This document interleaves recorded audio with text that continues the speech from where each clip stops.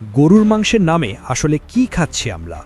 মুন্সিগঞ্জের গজারিয়ায় ১৩টি ঘোড়ার রক্তে যখন মাটি লাল হয়ে ওঠে, তখন প্রশ্ন জাগে, আমাদের বিবেক আর বিশ্বাস কি তবে শেষ হয়ে গেল?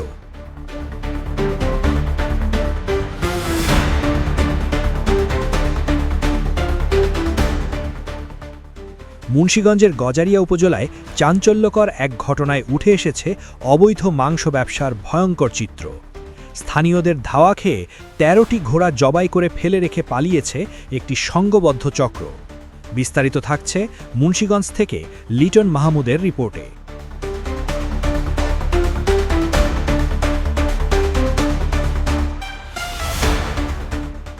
বুধবার ৮ এপ্রিল ভোরে উপজেলার আনারপুরা বাসস্ট্যান্ড সংলগ্ন পল্লী বিদ্যুৎ সাব স্টেশনের পেছনে একটি পরিত্যক্ত ঘর থেকে এসব জবাইকৃত ঘোড়া উদ্ধার করা হয়।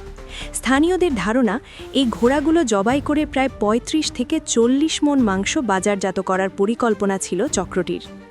অনুসন্ধানে জানা যায়, ঘোড়ার মাংস গরুর মাংস হিসেবে বিভিন্ন হোটেলে সরবরাহ করা হতো। চামড়া, হাড় ও নাড়িভুড়ি গর্ত করে পুঁতে ফেলা হতো, প্রমাণ নষ্ট করতে। বিভিন্ন ধরনের আপনার ছুরি বা দামা থাকে, এই জন্য তাদের ধরতে পারে নাই।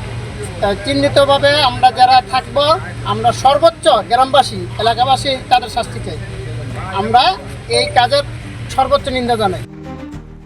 উপজেলা প্রাণী সম্পদ কর্মকর্তা রিগ্যান মোল্লা জানান, ১৩টি জবাইকৃত ঘোড়া এবং একটি অসুস্থ জীবিত ঘোড়া উদ্ধার করা হয়েছে। উদ্ধার হওয়া ঘোড়াটিকে চিকিৎসা দিয়ে নিরাপদে রাখা হয়েছে। গজারিয়া থানার ওসি মোহাম্মদ হাসান আলী বলেন, পুলিশ ঘটনাস্থলে পৌঁছলেও অভিযুক্তরা আগেই পালিয়ে যায়। ঘটনাটি গুরুত্বের সঙ্গে তদন্ত করা হচ্ছে। সকালবেলা গ্রামের মানুষজন এখানে যখন আসছে, আইসা দেখে যে সরাসরি ঘোড়া জবাই হতেছে এবং ওরাগুলো বস্তাবন্দি করতেছে। টের পাইয়া ওরা এক একজন এক একদিকে অস্ত্র নিয়ে পালাই গেছে এবং এই মোবাইল সহ ওরা বিভিন্ন জিনিসপত্র এখানে ফালাই রেখে গেছে। ইউএনও মাহমুদুল হাসান জানান, দেশে ঘোড়া জবাইয়ের কোনো বৈধ অনুমতি নেই। পশু জবাই ও মাংসের মান নিয়ন্ত্রণ আইন ২০১১ অনুযায়ী এটি দণ্ডনীয় অপরাধ। উদ্ধার হওয়া ঘোড়াগুলো নিয়ম অনুযায়ী মাটিতে পুঁতে ফেলা হবে। এই ঘটনার পর প্রশ্ন উঠছে, আমরা আসলে কি খাচ্ছি? খাদ্য নিরাপত্তা নিশ্চিত করতে প্রয়োজন কঠোর নজরদারি।